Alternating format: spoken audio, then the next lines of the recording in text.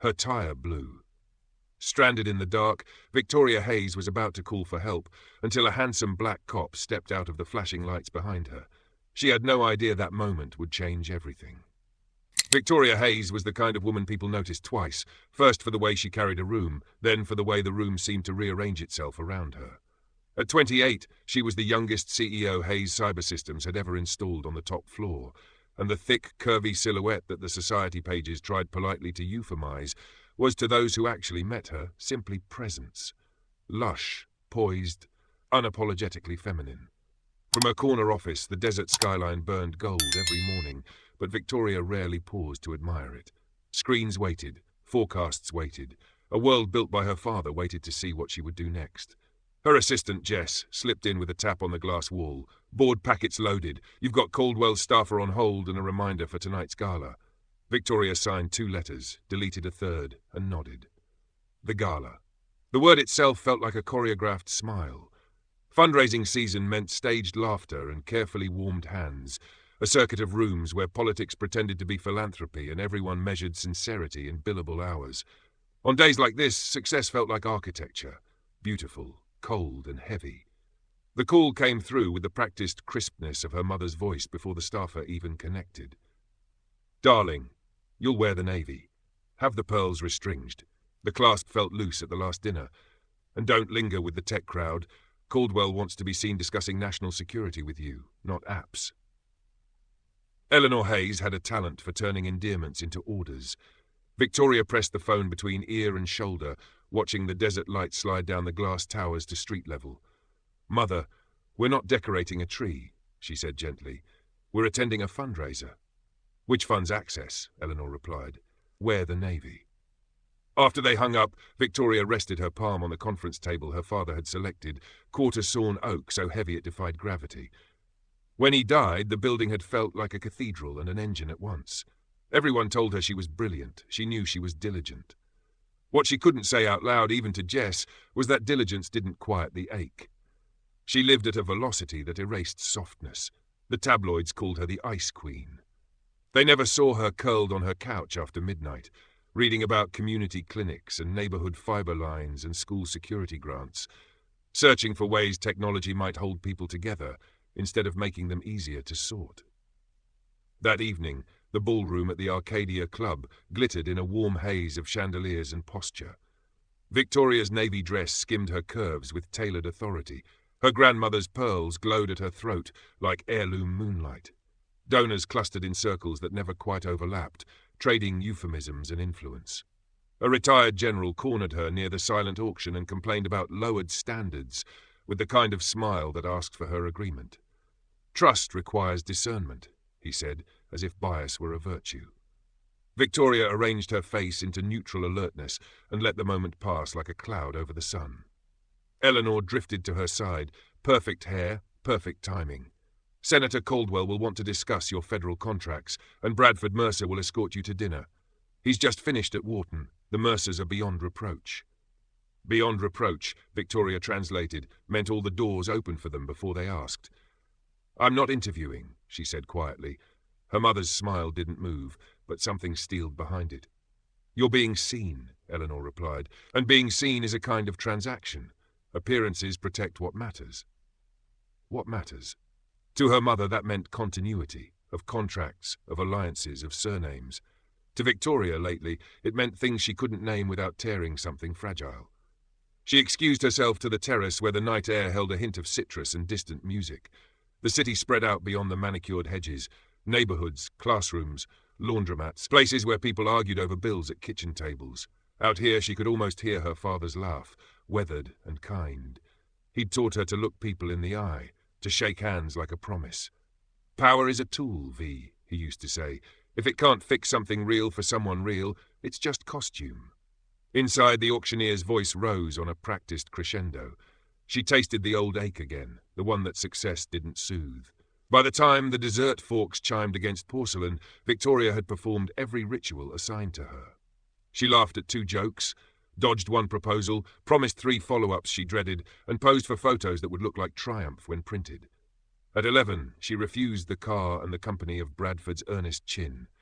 I need to clear my head. she told Jess by text. She wanted a steering wheel, a horizon, and a radio station with callers who didn't know her last name. The valet brought her car with a flourish. She left the club behind like a shed skin. The city changed block by block, lights thinning from spray of diamonds to a scattering of practical stars, gas stations, taquerias, a laundromat still humming. Victoria turned the volume down and let the quiet fill the cabin. Traffic thinned to a few late ride shares and the kind of sedans that wore miles like badges. She felt the tightness in her shoulders begin to loosen. In the dark glass of store windows she saw her reflection pass. Woman, machine, woman. She thought of the younger interns at Hayes Cyber, sharp, anxious, watching her like a mirror that might tell the future. She wanted it to be a better answer than optics. The blowout didn't feel like a cinematic burst so much as a small betrayal, a sudden thrum in the steering wheel, the dashboard whispering low tire pressure, then the wobble that said a decision had been made without her. She eased the car toward the shoulder, heartbeat spiking, hazard lights tapping orange against the curb. The night seemed to lean in, listening. A bus sighed past. Someone on a scooter laughed 2 blocks away. She stared at the damaged tire, at her heels balanced on rough asphalt, at the trunk latch she had never bothered to learn. For a ridiculous beat, she wanted her father. Not the CEO, not the photographs of ribbon cuttings, but the man who could turn any roadside emergency into a lesson in patience. AAA. She could call. Her thumb hovered over the app. The wait times she knew were longer after 11. Her mother's voice, uninvited, impossible to ignore, slipped in anyway. Be seen in the right places. Be above compromise. Be careful. She looked up the street where the stoplights blinked red to empty intersections. The world had so many rules she'd never agreed to, but obeyed anyway. None of them told her how to kneel on a dark curb and lift a spare from a compartment she'd never opened. Blue and red flared against the rear window, first a gentle pulse, then steady as a heartbeat.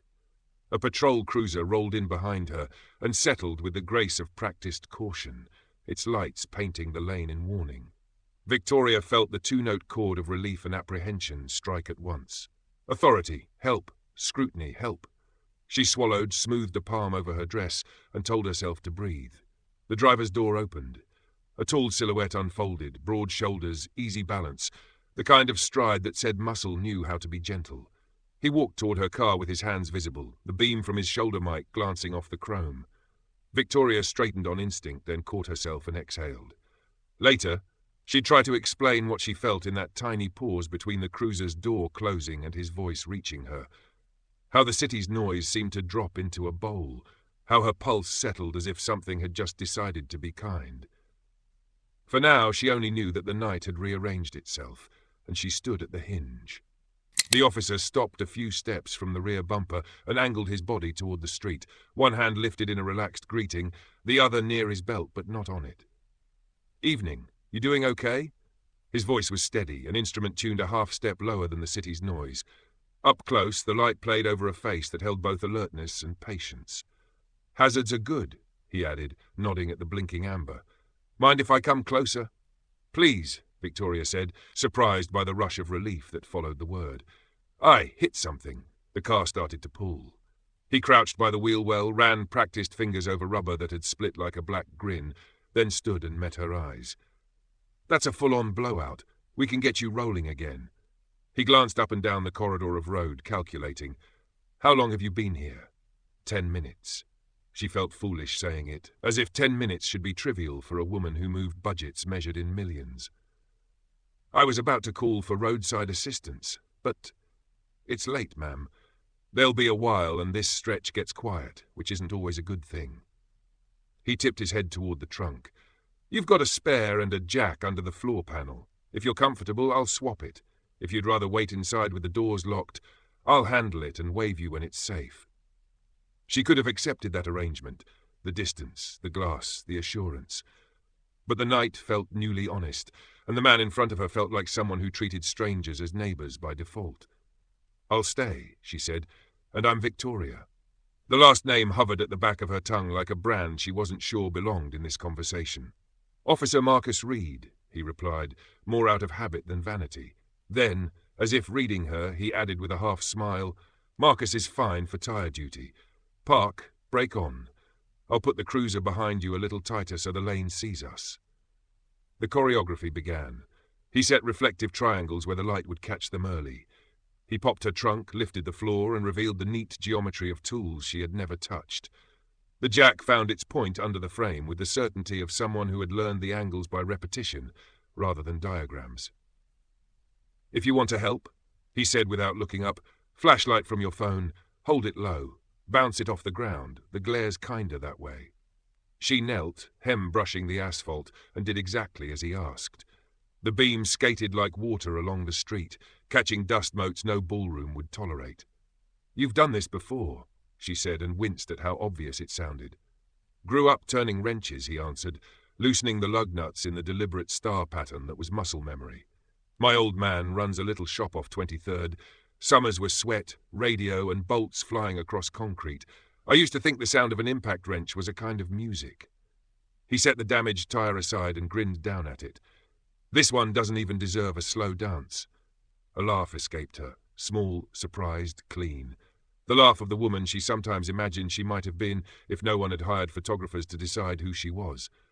"I've never changed a tire," she confessed. "I've made models for disaster recovery protocols, and I can read a 90-page contract without blinking, but this—" She gestured at the jack and the wheel hub, the blunt work of making a problem behave. He slid the spare into place and guided it home with the same care she used to set signatures on the line that mattered. "Different kinds of competence," he said. "Both necessary. You learn fast enough when it's yours on the shoulder, though." He tightened, lowered, tested. The jack sighed. The car settled. She watched his hands, the economy of motion. There was no swagger in it, only the grace of work done correctly for its own sake. She noticed the details because they were the details that anchored her when spreadsheets didn't. Scuffed knuckles, a faded wristband from a charity run, a smudge of road dust the color of desert shadow near his elbow. Every choice he made was a form of care. The way he angled his body so that passing drivers saw him before her, the way he kept his voice level to siphon panic from the air. "There," he said at last, standing and wiping his palms on a rag he'd pulled from the cruiser. "Spare will do for 35 miles. No sudden moves. Get it patched or replaced tomorrow." He stepped back so she could see the car whole again, not stranded. "Thank you," she said, and meant it like a vow. The word felt insufficient. Gratitude had tears in her world, donations, favors, access, but nothing on that ledger matched the simple fact of not being alone on a dark road. She swallowed, tried again. "I would like to repay you, to—" Her mind flitted toward options, gift cards, contacts, invitations, and rejected them all as too loud. "To do something that makes sense." "What makes sense is you getting home safe," he said mildly. "It's what we're here for." He offered a small card, not the awkwardly formal kind, just the precinct's general line and his name handwritten at the bottom. "If the ride feels off, pull over somewhere lit and call. Or if you decide you want to learn how to do this yourself, not that you have to, bring some old clothes by the shop on a Saturday. My dad will have you lifting a Civic like you grew up there." She looked at the name, Marcus Reed, in his blocky print. The syllables fit him. So did the invitation that wasn't quite an invitation, more like a door propped open in case she ever wanted a different sort of competence to live in her muscles. "You know who I am," she said, because she'd finally heard the flicker when she avoided her last name, and because his eyes had softened in a way that suggested recognition. He nodded once, an acknowledgement without a bow. "I know the building with your company's name on it," he said. "I know some of your folks helped our department reroute a phishing attack last winter. Saved a lot of headaches. I also know a flat is a flat whether you're in pearls or pajamas." He tipped his head. "We try not to complicate simple things." Simple. She was used to the word being weaponized, used to being told to simplify her feelings, her resistance, her tenderness. Here it was a mercy. She opened her mouth, closed it, and then the thing she was not supposed to say slipped free. "Do you ever get tired of people assuming who you are before you speak?" "All the time," he said, and his smile was rueful but easy. "Sometimes it makes my job harder. Sometimes it keeps me safe. I try to let the actions talk first." He glanced at the slow crawl of headlights in the far lane. "You should go before a drunk decides this is a slalom." She hesitated. Would you coffee? To say thanks." Not a transaction, just conversation." Even as she said it, she heard the alarms in her own life. Optics, headlines, her mother's fatigue sharpened into advice. He didn't flinch, but a shade moved through his expression, a calculus done in an instant. "It's complicated," he said gently. "Not because of you, because jobs like mine come with rules, and worlds like yours come with spectators. I don't mind being seen. I mind the angles other people invent." He studied her for a beat that felt like he was treating her like a person and not a symbol. "But there's a cafe over on 7th called Desert Stone. Saturday mornings, good light, no tourists. If you happen to be there, it won't be my first time." The phrasing set the terms. Not a secret, not a promise, just a place where the noise was less likely to interpret them. She tucked the card into her clutch as if it were fragile. "I understand," she said, and surprised herself by realizing she did. "Thank you, Marcus." "Drive safe, Victoria." The way he said her name made it feel unbranded, like a word that started and ended with her. She eased back into the driver's seat, the car purring in that polite way machines do when they pretend not to be wild. When she pulled into the lane, the cruiser's light stayed behind her like a guardian's heartbeat until the street widened and the city changed temperatures again. In the rear view, she watched his silhouette fold back into the driver's seat and merge with the night. She rolled the window down and let the air in. It smelled faintly of creosote and something else she couldn't label, something like the beginning of a decision. At a red light, she tapped the clutch open just enough to slide his card into the slot where she usually kept parking stubs and donation receipts. It felt nothing like a receipt. It felt like coordinates.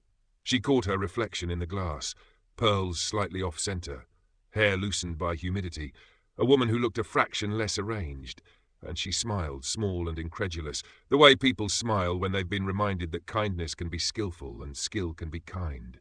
Behind her the light turned green.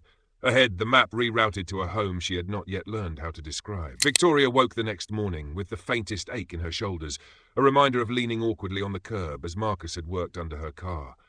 For the first time in months, she hadn't gone to bed replaying conversations from the boardroom or her mother's admonishments. Instead, she'd closed her eyes with the sound of his voice still in her ears, measured, warm, steady. The memory had followed her into sleep, soothing her like a song she hadn't realized she needed. By noon, she was sitting at the Phoenician Resort Cafe, across from Eleanor Hayes, her mother, who could wield a cappuccino spoon like a scepter.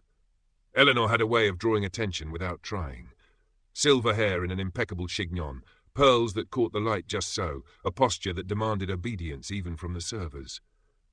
"You seem distracted, dear," Eleanor observed, stirring her coffee with the precision of a surgeon. "Is everything in order with the defense contract?" Victoria hesitated, then decided the truth might be simpler than evasion. "Everything's fine, Mother. I had a flat tire last night."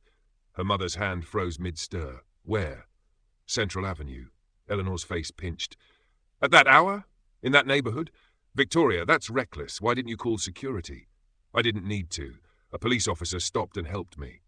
The spoon clinked against porcelain. "A police officer," Eleanor repeated, her tone weighted with skepticism. "And you accepted?" "Yes, he changed the tire himself. Efficiently. Kindly." "Darling," Eleanor said, lowering her voice, though no one sat close enough to overhear, "you have to be more careful. Not all officers are reliable. Standards have shifted in recent years. Quotas, lowered requirements. You never know what kind of people you're dealing with." Victoria stiffened. She had grown up learning to hear the currents beneath her mother's words. Standards. Quotas. What Eleanor truly meant was plain, though she would never say it outright. A polite vocabulary for suspicion that needed no proof. "Mother," she said sharply, "he was professional. He kept me safe." "I'm sure he was adequate," Eleanor allowed, though her voice carried the kind of condescension that soured the word. "But appearances matter, Victoria.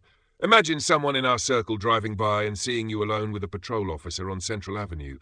What conclusion would they draw about your judgment?" Victoria stared at her mother, the irritation rising like heat beneath her skin. For once, she didn't swallow it back.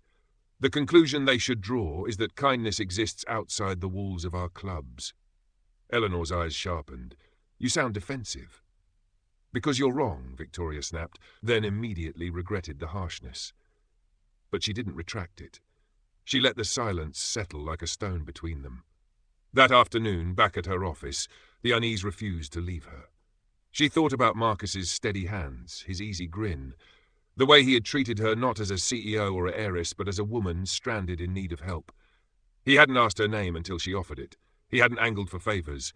He'd simply fixed the tire and returned her to safety. It gnawed at her, the stark difference between his sincerity and the transactional calculus of everyone she usually dealt with. Gratitude, in her world, was currency. With him, it had been something else entirely. By 3 o'clock, she made her decision. She wasn't going to let Eleanor's words be the last. She asked her driver to take her not to the next meeting, but to the South Mountain precinct. The lobby was bustling when she entered, families waiting anxiously with paperwork, attorneys whispering to clients, uniformed officers striding past with urgency. The space smelled faintly of coffee and printer ink, the floor worn from countless steps of ordinary citizens. Victoria felt out of place, her tailored skirt and pearl earrings marking her as an intruder from another world. She approached the front desk, where a woman in uniform, medium build, warm smile, Hispanic features, looked up. The name tag read Rodriguez. "Can I help you, ma'am?" "I'm looking for Officer Marcus Reed," Victoria said, her voice betraying a hint of nerves. "He helped me with a flat tire last night. I just wanted to thank him properly." Sergeant Rodriguez's smile widened. "That sounds like Marcus. Always going above and beyond. He's out on patrol right now, but he should be back within the hour if you'd like to wait." "I'll wait." She chose a chair against the wall, clutching the pastry box she had bought on her way. A dozen gourmet pastries from the bakery in Scottsdale that catered to her circles. It felt almost absurd to be holding them here, in this no-nonsense space. But it was the only gesture she knew how to make. The minutes stretched. She watched as a young mother filled out a report about a stolen phone while trying to calm a fussy toddler. A college student argued gently with an officer about parking fines. An elderly man shuffled in with questions about a neighborhood meeting. The precinct was alive with stories, some heavy, some mundane. It was a world Victoria had never entered, though it had always existed a few miles from her penthouse. Finally, the glass doors opened and Marcus stepped inside, his uniform slightly dusty, his walk relaxed but alert. His eyes widened slightly when he saw her. "Miss Hayes?" Victoria stood, suddenly aware of her heartbeat. "Officer Reed, I hope this isn't inappropriate, but I wanted to thank you. Properly." She held out the box of pastries. He accepted it, the corner of his mouth lifting into a smile, though his eyes carried something cautious. "This is thoughtful, but really it was just part of the job." "Maybe for you," she said softly, "but not for me. In my world, people only help if there's something in it for them. You didn't. That matters." The words seemed to land heavier than she intended. He studied her face, as if weighing the meaning beneath. "No strings attached," he repeated slowly. "That's not something I hear often in this city." She let out a quiet laugh. "Not in mine, either." Then, before she could overthink it, she added, "Would you let me take you for coffee sometime? As a thank you. Just to talk." His smile faded into a thoughtful line. "I appreciate it, but that's complicated." "Why?" "Because your world and mine don't usually mix, and when they do, it doesn't end well for people like me." The honesty caught her off guard. "People like you?" "Working class, black, a cop in a city where power looks a certain way. Your family has influence that could shake careers. Mine doesn't. If someone doesn't like what they see, I'm the one who pays." The truth of it hit her harder than any boardroom argument. She thought of her mother's words at breakfast, the subtle prejudice in polite packaging. She thought of the men at the gala, speaking of quotas and standards. She hated realizing that Marcus was right, that people she knew would whisper, would judge, would punish him for stepping outside an invisible boundary. "I understand," she said quietly, "but I'd still like to buy you coffee. No agenda, no strings." He regarded her for a long moment, then nodded slowly. "There's a place on 7th Street, Desert Bloom Coffee. It's my neighborhood, not yours. Saturday 10 a.m. If you mean what you say, meet me there." Her heart fluttered, both with nerves and anticipation. "I'll be there." As she left the precinct, pastries delivered, promise made, Victoria felt something she hadn't in years. Not power, not control, but the possibility of stepping into a story that wasn't pre-written by her mother, her board, or her name.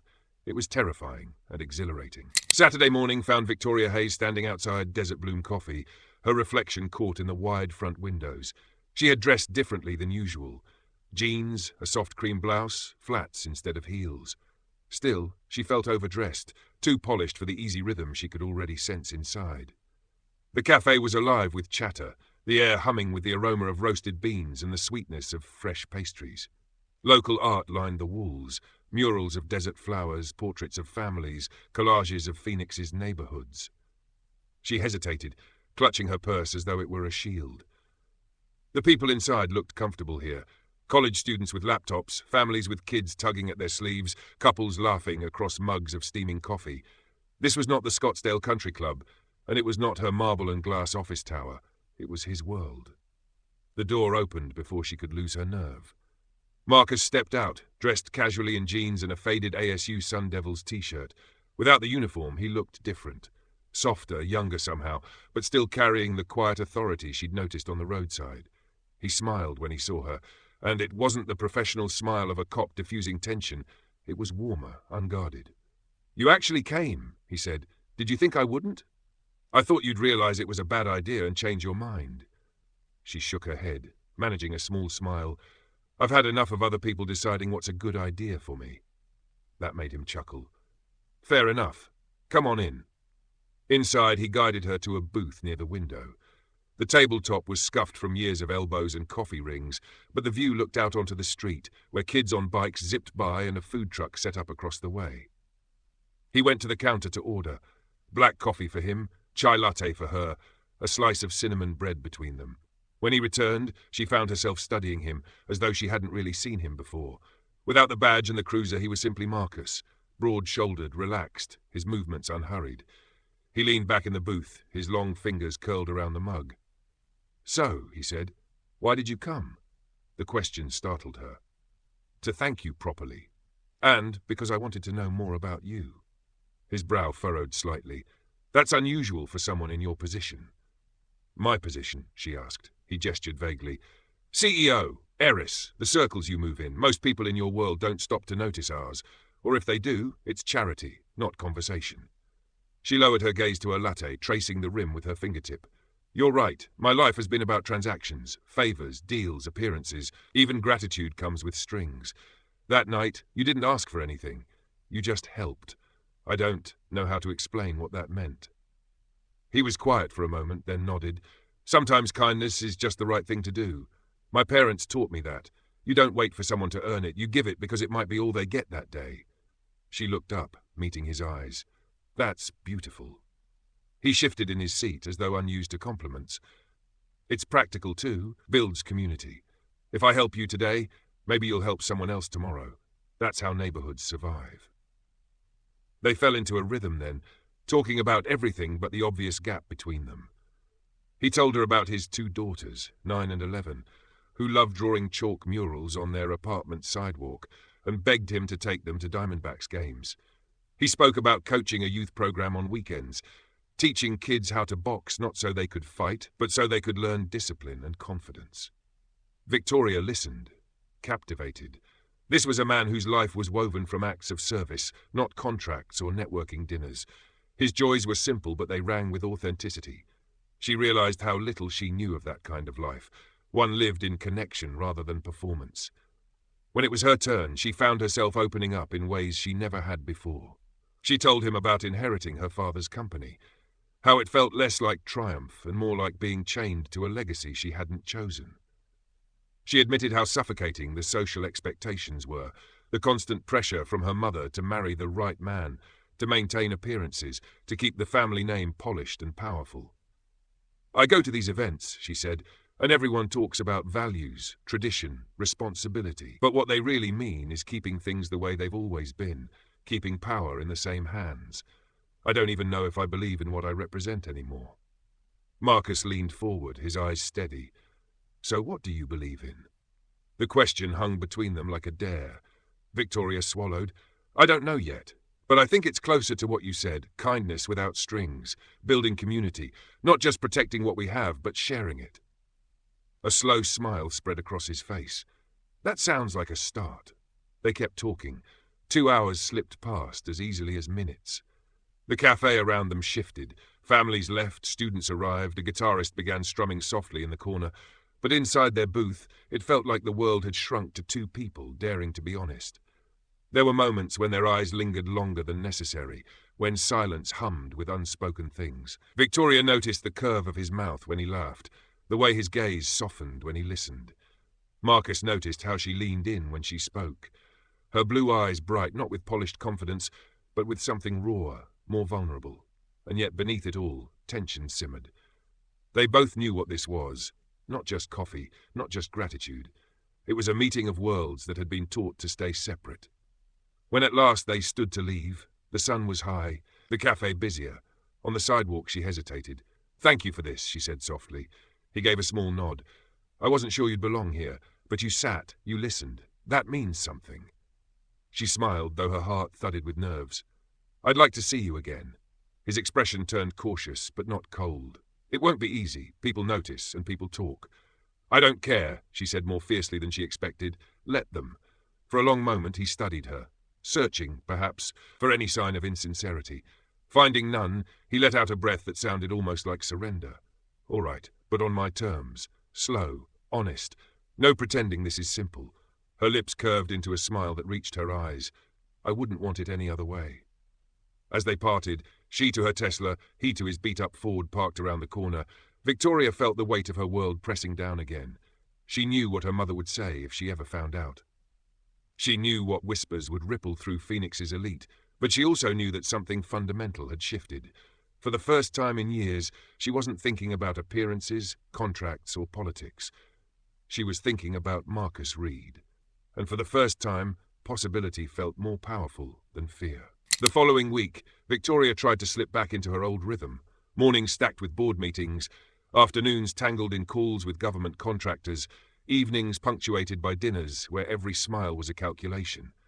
But no matter how many contracts she signed, or how many speeches she rehearsed, her mind kept drifting to the memory of cinnamon breadcrumbs on a cafe table and the sound of Marcus Reed's laugh. She hadn't realized how rare laughter was in her life until she'd heard his. Her mother noticed the distraction almost immediately. Over lunch at the country club, Eleanor placed down her water glass with the soft finality of a gavel. "Victoria, you've been absent. At meetings, at dinner, even here. Something's occupying your mind and I intend to know what." Victoria stirred her iced tea slowly, weighing her words. "I've been thinking a lot about the company, about the kind of future I want." Eleanor's eyes narrowed. "You sound like a woman standing at the edge of a cliff. Don't forget who built the bridge you're standing on." That night, Eleanor appeared uninvited at Victoria's penthouse, gliding in like a storm in pearls. She wasted no time. "I heard something curious at the gala committee meeting. Someone saw you at a cafe in South Phoenix with a police officer. Victoria, tell me that isn't true." Victoria stiffened. "It is true. His name is Marcus Reed. He's the man who helped me with the flat tire last week." Eleanor's voice dropped to a hiss. "Do you understand what people will say? Do you understand what it looks like? A Hayes woman consorting with—" She stopped herself, but the venom in her unfinished sentence hung heavy between them. Victoria felt a slow burn rising from her chest. "With what, Mother? Say it." Eleanor's lips pressed into a thin line. "With someone who cannot elevate you, cannot protect this family's standing. With someone from a world that will only drag you down." The words snapped something in Victoria that had been straining for years. "That's where you're wrong. He doesn't drag me down, he lifts me up. For the first time in my life I feel seen. Not as a CEO, not as a Hayes, as me." Eleanor's eyes flashed with something between fury and fear. "You are playing with fire, Victoria. Fire burns." 2 days later, Victoria sat in Marcus's car, an old Ford with worn seats but a clean dashboard that smelled faintly of pine. They had driven out past the city limits, where the desert stretched into silence and the stars scattered like spilled salt across the sky. "I told my mother about us," she admitted, watching the horizon blur. Marcus tightened his grip on the wheel. "How did she take it? How do you think?" She let out a shaky laugh. "She thinks you'll ruin me, that people will talk, that I'll lose everything my father built." He was quiet for a long time, then pulled the car to the shoulder. The headlights caught a stretch of cactus and sand. He turned to face her fully. "She's not entirely wrong, Victoria." Her stomach knotted. "You think I'll lose everything?" "I think people like your mother have power. I think their words echo louder than mine ever will. And I think if you keep seeing me, your life is going to get harder. Invitations will dry up. Contracts might slip away. The circles you grew up in will close their doors." She searched his face, finding not rejection but concern etched in his eyes. "And what about you?" His jaw tightened. "People will say worse about me. A cop who got too close to the wrong woman. They'll question my judgment, my loyalty, maybe even my badge. The silence stretched, filled only by the desert wind scratching against the car. Victoria reached for his hand, threading her fingers through his. Then let them. Let them talk, let them slam their doors. None of it matters if I can't even live honestly. I don't want to spend the rest of my life performing for people who never really knew me. Marcus looked at her hand in his, then back at her. For once, the guarded caution in his eyes softened into something unshakable. You really mean that? I do, she whispered. I'd rather lose everything than lose the chance to love someone who sees me. For the first time since they'd met, Marcus let the weight of his feelings show. He leaned forward, his forehead brushing hers. Then we do this together. Slowly, carefully, but together. She closed her eyes, her breath mingling with his. Together, she echoed. Their relationship grew quietly in the spaces between obligation and duty. They met for coffee on Saturday mornings, sometimes bringing his daughters, who quickly adored her for the way she listened to their stories and admired their chalk murals as if they belonged in a gallery. On weeknights, after long shifts or late meetings, they'd steal an hour in the corner of a neighborhood diner, talking about everything from police reform to her doubts about defense contracts. But word spread, as it always did. Whispers followed her into boardrooms, disguised as polite concern. We've heard you've been broadening your social circles. Her mother's friends sent pitying glances. At one gala, a colleague's wife muttered loud enough for her to hear, "It's a phase. She'll come back to her senses." Victoria no longer flinched. Each time, she thought of Marcus's steady hands tightening lug nuts on a roadside, of his daughter's laughter, of the quiet dignity with which he moved through a world that too often tried to deny his worth. The noise of society couldn't compete with that. Still, Marcus worried. One evening, as they walked through a park lit by strings of lanterns, he stopped suddenly. "If this ever costs you the company, if it costs you everything, you'll resent me." She turned to him, her expression fierce. "Marcus, you didn't make me question my world. You made me realize I already had doubts. You didn't break me. You showed me I was already broken, pretending it was enough. Loving you isn't what would ruin me. Pretending not to, that would." He exhaled as though her words steadied something in him. The breaking point came when Eleanor confronted her again, this time with an ultimatum. "Choose, Victoria. Family and legacy, or this, man. You can't have both." For the first time, Victoria didn't waver. "Then I choose him." Eleanor's face fell, not in shock but in cold disappointment. "You are throwing away everything." Victoria stood taller than she ever had. "No, Mother. For once I'm claiming something for myself." Weeks later, she sat once more at Desert Bloom Coffee, this time with Marcus's daughters doodling in chalk outside the window. Marcus reached across the table, his hand covering hers. There was no uniform between them, no pearls, no contracts, no chandeliers. Just two people daring to cross a line drawn long before they were born. And for the first time in her life, Victoria Hayes felt free. She had lost her mother's approval, and perhaps some of the glittering invitations that once defined her. But as Marcus leaned closer, his eyes filled with quiet certainty, she realized she had gained something infinitely rarer. Not just love, but the courage to live it openly. The cafe's bell chimed as the door swung shut behind a new customer. Outside, the desert sun blazed against the windows. Inside, two worlds, once parallel, finally learned to meet, together.